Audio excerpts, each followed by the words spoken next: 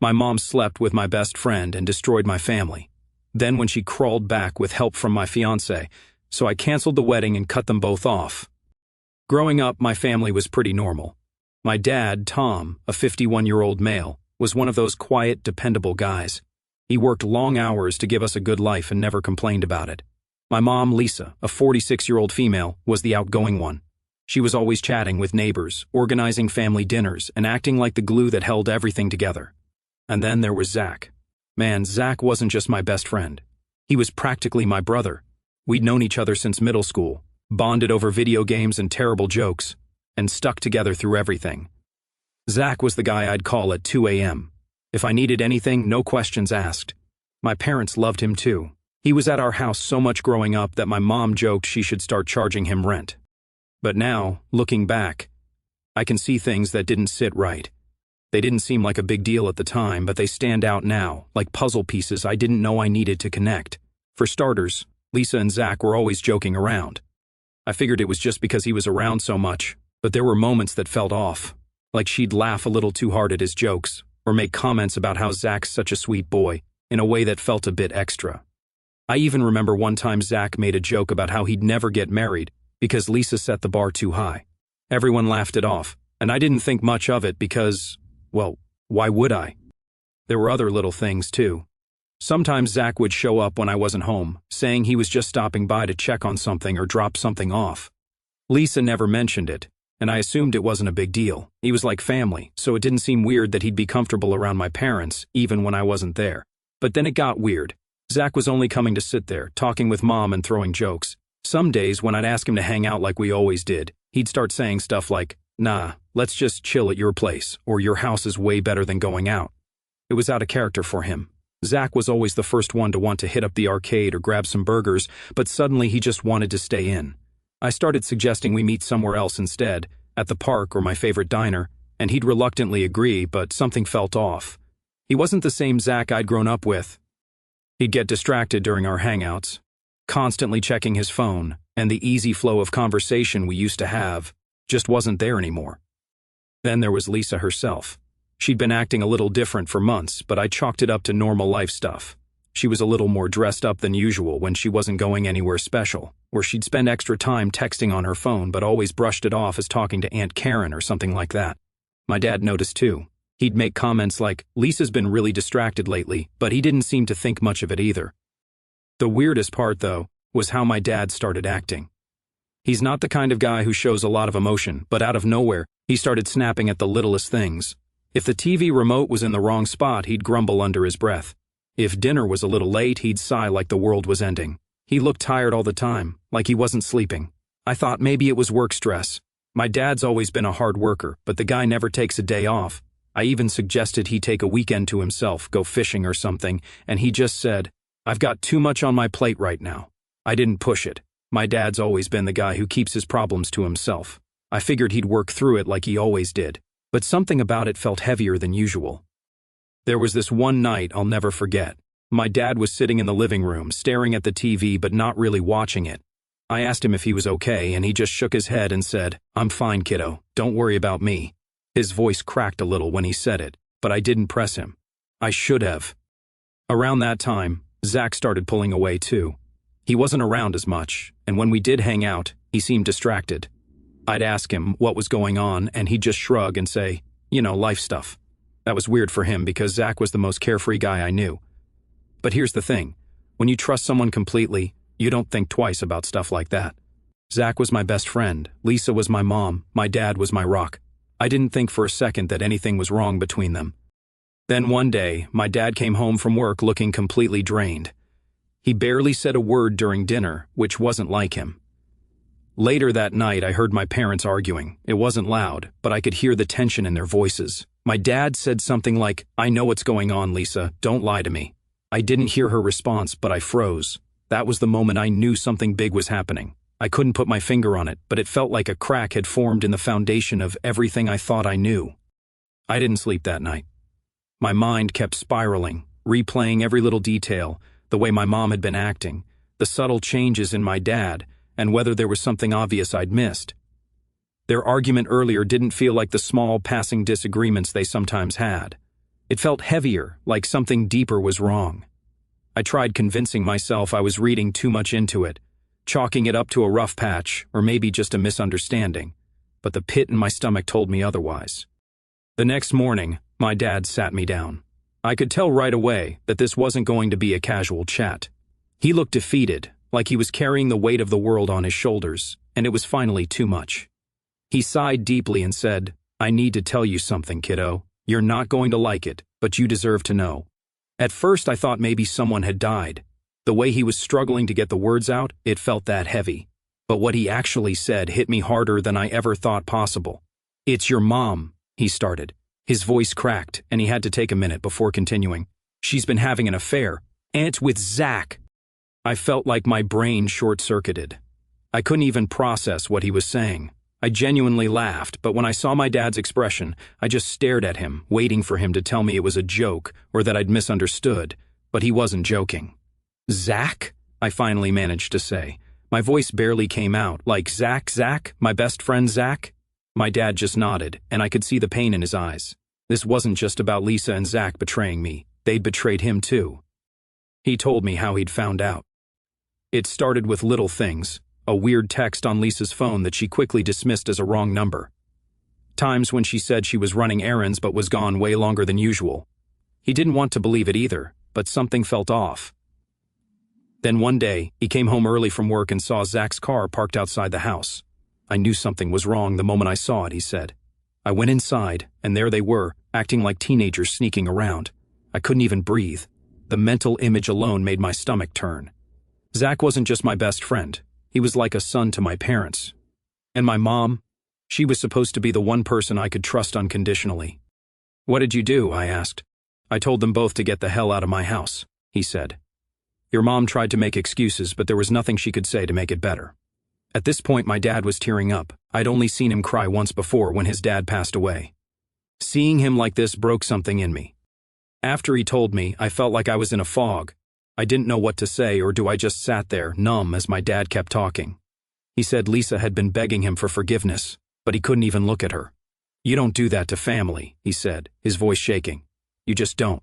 When I finally found my voice, I asked him why he didn't tell me sooner when he noticed the signs. He said he didn't want to ruin my relationship with my mom unless he absolutely had to. "But you needed to know," he said. "I couldn't keep this from you anymore." The anger didn't hit me right away. At first, it was just shock, disbelief, and this hollow feeling in my chest. I couldn't wrap my head around it. Lisa and Zach? How was that even possible? I told my dad I needed to talk to her. I didn't know what I was going to say, but I couldn't just sit there. When I confronted Lisa, it was like facing a stranger. The woman standing in front of me wasn't the mom I grew up with. She was someone I didn't even recognize anymore. She immediately started crying, doing that thing where she covered her face and kept saying, "It was a mistake. I didn't know what happened to me. I didn't mean to hurt anyone." I just stood there, staring at her in disbelief. "A mistake?" I said, my voice rising. "Are you serious right now? What the hell is wrong with you, Mom? He's half your age. He should be like a son to you. You destroyed this family for what? For Zach?" She didn't say anything, just kept sobbing like she was the victim. It made my blood boil. "You didn't mean to hurt anyone? Are you kidding me? You tore this family apart, you wrecked Dad, and you betrayed me. Do you even get that, or are you too busy crying for yourself to care?" Her sobbing got louder, but I was done listening. "You're unbelievable," I spat. "You're not my mom anymore. I don't even know who you are anymore." I walked out before she could say another word. I didn't trust myself to stay in the same room as her without saying something I'd regret. But I wasn't done yet. Zach still needed to hear from me, and I wasn't about to let him off the hook with just a text. I drove straight to his apartment, and the whole way there I could feel the anger bubbling up inside me like a volcano ready to blow. I wasn't sure what I was going to do when I got there, but I knew one thing. I wasn't leaving until he knew exactly how I felt. When I got to his place, I banged on the door so hard it almost came off its hinges. Zach opened it, looking startled, like he wasn't expecting me. "Oh, hey buddy, Before he could finish, I grabbed him by the front of his shirt and shoved him back against the doorframe. "Don't you hey buddy me," I shouted. "What the hell is wrong with you? You were my best friend, my brother, and you do this with my mom?" He tried to stammer out some excuse, but I didn't let him. "I don't care what you have to say," I snapped. "You don't exist to me anymore. Do you hear me? I don't want to see your face ever again. If I do, I swear you'll regret it." Zach looked terrified, and good. He deserved to feel every ounce of the anger and betrayal I was carrying. I shoved him back one more time before letting go of his shirt. "We're done," I said. "Don't call me, don't text me, don't even think about me. You're dead to me." I turned and walked away before I did something I couldn't take back. My hands were shaking, my heart was racing, and I felt like I'd just been through a war, but at least now he knew exactly where we stood. The fallout after that was fast and brutal. My dad filed for divorce almost immediately. He didn't want to drag things out, and honestly, I couldn't blame him. Lisa moved out within weeks, and once she was gone, it was like a dark cloud lifted from the house. And just like that, our small family was torn apart, and it hasn't felt like home since then. Lisa tried to reach out to me a few times after that. Texts, emails, even a handwritten letter, but I ignored all of it. I couldn't deal with her anymore. Every time I thought about her, it felt like someone was twisting a knife in my chest. Cutting her out of my life was one of the hardest things I've ever done, but it was also necessary. She wasn't just my mom, she was someone I looked up to, someone I thought would always have my back. Losing that felt like losing a piece of myself. As for Zach, I never saw or spoke to him again. I made it clear that I wanted nothing to do with him, and thankfully, he respected that. Or maybe he was just too scared to try. Either way, I didn't care. All that left a deep scar that I thought would never get erased. But life doesn't stop for anyone, right? Time kept moving forward, whether I liked it or not, and eventually I started trying to piece my life back together. My dad and I settled into a new routine. We weren't exactly buddy-buddy, but we had this quiet understanding, like we were in the same boat, paddling through the same storm. He started picking up hobbies, working on old cars in the garage, and I threw myself into my job. It was easier to focus on work than to think about everything else. That's when I met Ashley. Ashley and I met at a friend's barbecue about a year after the whole mess with Lisa and Zach. She was funny, smart, and had this way of making everyone feel like the most important person in the room. We hit it off immediately. She wasn't pushy, wasn't trying to dig into my past, she just seemed real. We started dating, and for the first time in what felt like forever, I actually felt happy again. Things were good with Ashley. She was understanding, supportive, and never made me feel like I had to rush through my emotions. Over time, I found myself opening up to her about what had happened with my mom and Zach. She was horrified when I told her, of course. "What kind of person does that?" she asked, shaking her head. "You didn't deserve that." Hearing her say that helped more than I expected. For so long I'd been carrying around this feeling like maybe I should have seen it coming or done something differently. Ashley made me feel like I wasn't crazy for being hurt. About 2 years into our relationship, I proposed. It wasn't anything extravagant, just the two of us on a quiet beach, me with a ring in my pocket and a nervous smile on my face. When she said yes, I felt like maybe, just maybe, I was finally putting the past behind me. But of course, life has a way of reminding you that some things don't stay buried. Not long after the engagement, I got a call from an old mutual friend of Zach and me, someone I hadn't spoken to in ages. At first, I thought it was going to be one of those awkward catch-up calls, but instead, he hit me with, "Hey, did you hear what happened to Zach?" I hadn't thought about Zach in a long time, but the mention of his name still brought a bitter taste to my mouth. "No," I said flatly. "What about him?" "He got arrested," the guy said. I blinked, not sure I'd heard him right. "Arrested for what?" "Robbery," he replied, like it was no big deal. Apparently, he tried to hold up a convenience store with some friends, and the whole thing went sideways. He's looking at serious time. I didn't know how to respond. Honestly, my first instinct was to laugh. Of course, Zach would screw up his life even more. It was almost poetic. The guy who thought he could take whatever he wanted without caring about the consequences was now sitting in a jail cell. Karma had finally caught up with him, and frankly, it felt good. When I hung up the phone, I kept thinking about it. Zach, the guy who'd once been my best friend, was now rotting in some jail cell because of his own stupidity. Did I feel sorry for him? Not even for a second. In fact, I felt a sense of justice. This was the same guy who had the audacity to betray me and my family, thinking he'd get away with it, and now he was paying the price. Good. Let him sit there and think about how his choices got him exactly where he deserved to be. But it didn't stop there. A few weeks later, I got another surprise. My mom, yes, Lisa, decided to reach out. She sent me a long, rambling email about how Zach had betrayed her trust and how she was so sorry for everything that had happened. She said she wanted to make things right with me and my dad, that she'd learned her lesson and realized how much she'd hurt us. I stared at the email for a while, my chest tightening with anger and disbelief. After everything she'd done, she wanted forgiveness now that Zach had crashed and burned. She wanted to come crawling back. I didn't respond. I couldn't. Ashley noticed I was off and asked what was wrong. When I told her about the email, she just shook her head. She doesn't deserve a second chance, she said. You've already given her enough. Hearing that from Ashley helped me feel more confident in my decision. I didn't owe Lisa anything. She made her choices and now she had to live with them. But the situation didn't end there. Lisa started trying to get in touch with my dad, too. She even showed up at his house unannounced one day, crying on the doorstep and begging him to talk to her. He told her to leave and slammed the door in her face. Some people never change, he told me later. After that, I decided to move on. Zach was out of my life. Lisa was out of my life. And for once, it felt like I was finally in control. I had Ashley by my side, and our engagement felt like the beginning of a fresh chapter. Everything was moving in the right direction. Or so I thought. Ashley had always been the type to see the good in people. She believed in second chances, forgiveness, and all that. And while I loved her for her big heart, there were moments when it clashed with my more hardline views, especially when it came to my mom. I had made it crystal clear that Lisa was not welcome in my life, no matter how many emails she sent or apologies she tried to fake, and Ashley seemed to understand. She told me that my actions were justifiable. One evening, Ashley casually mentioned we had plans for dinner with her coworkers. She said it was a casual get-together, nothing fancy, just a chance to meet some of the people she worked with. I didn't think much of it. Ashley's friends were always cool, and it seemed like a nice break from the usual grind. The restaurant was a cozy little Italian place. We got there a bit early and Ashley seemed a little on edge, glancing at her phone more than usual. I figured it was work stress or something and didn't press her about it. She led me to a table in the back, and as soon as I turned the corner, I stopped dead in my tracks. Sitting there, looking nervous and trying way too hard to smile, was Lisa. I froze, my brain struggling to process what I was seeing. This wasn't just some random coworker dinner. This was a setup. Ashley had invited my mom.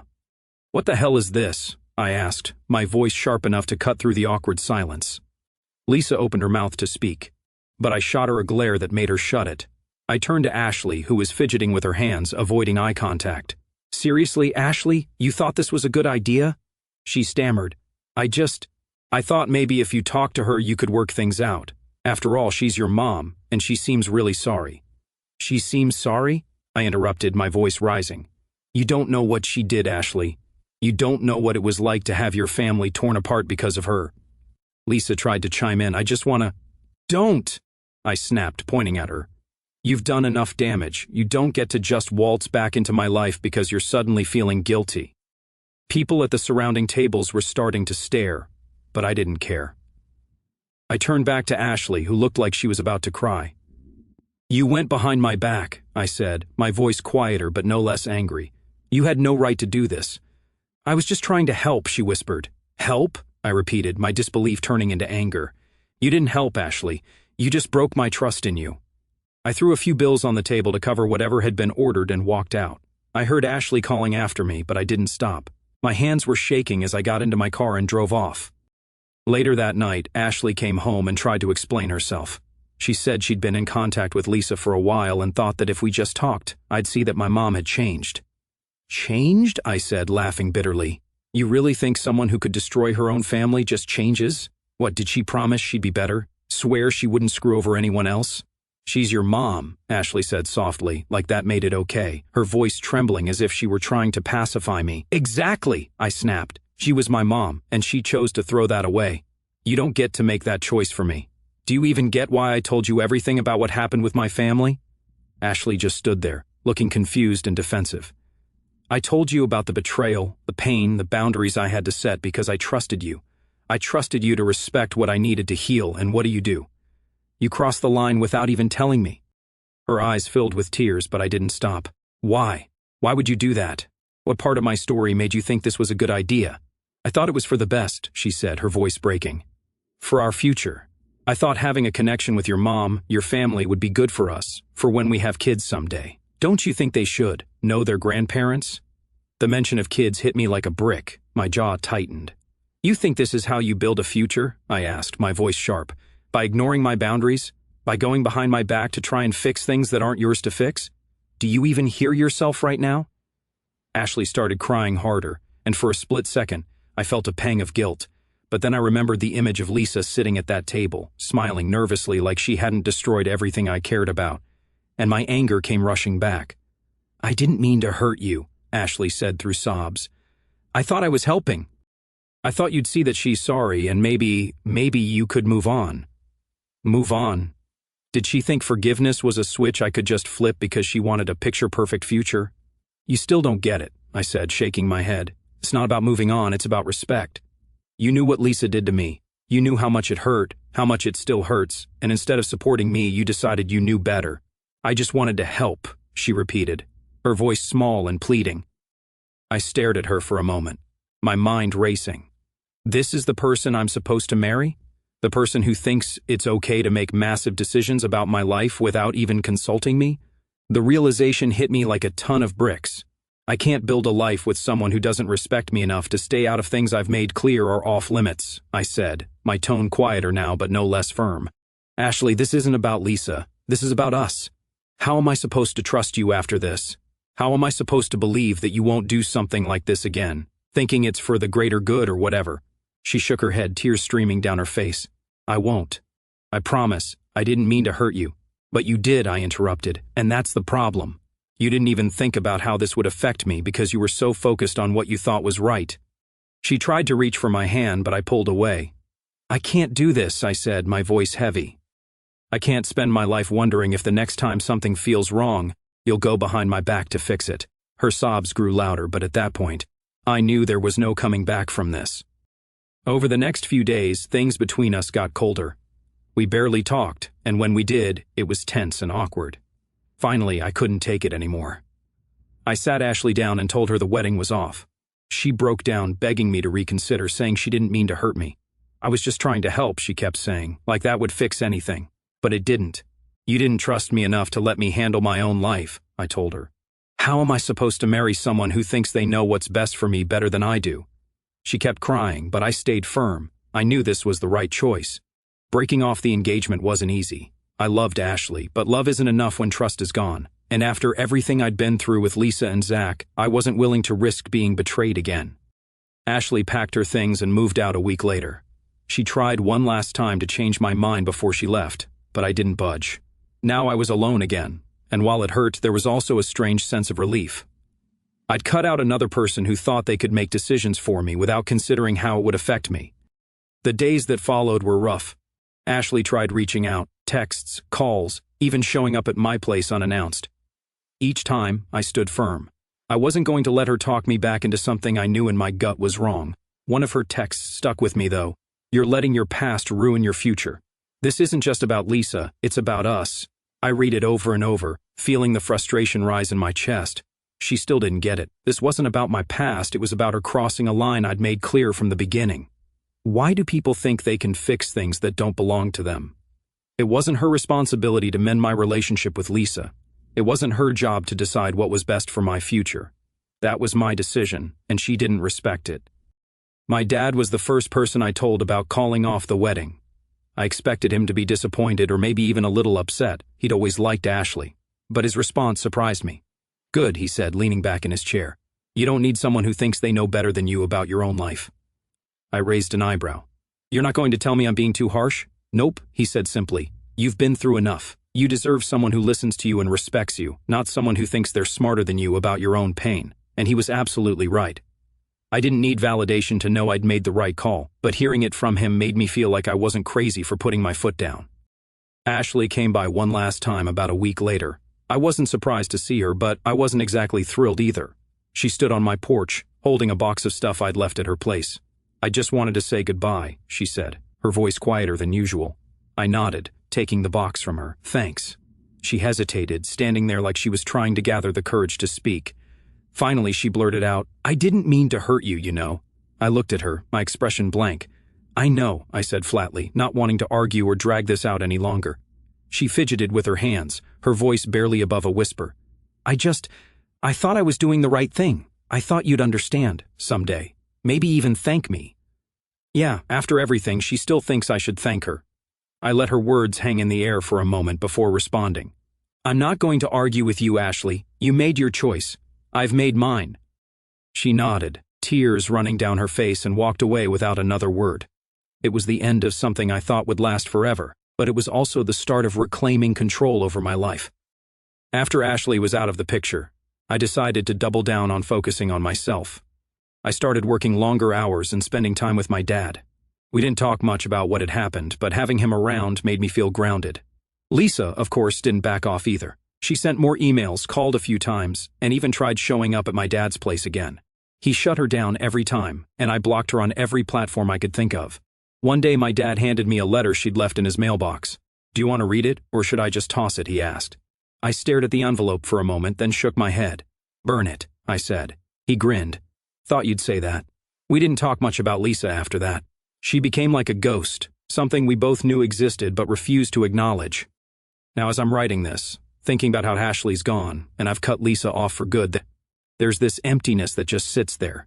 I've got my dad, work keeps me busy, and I still hang out with a few close friends, but sometimes it feels like I'm just floating. It's not like I'm lonely exactly, it's more like I'm untethered. For so long my life's been wrapped up in fixing the mess Lisa left behind, and then planning this future with Ashley. Now both of those things are gone, and I'm standing here like, okay, so what's next? One thing's for sure though, I'm done settling. I'm not letting people in who think they can fix me or decide what's best for me. I'm not anyone's project. I know what I deserve, and I'm sticking to that. The scars Lisa and Zach left? Yeah, they're still there, but they don't control me anymore. They're just reminders of how far I've come and what I've survived. But I've got to ask, am I being too harsh? Like, did I go overboard cutting people off like this? Or is it fair to draw these hard boundaries? What would you guys do?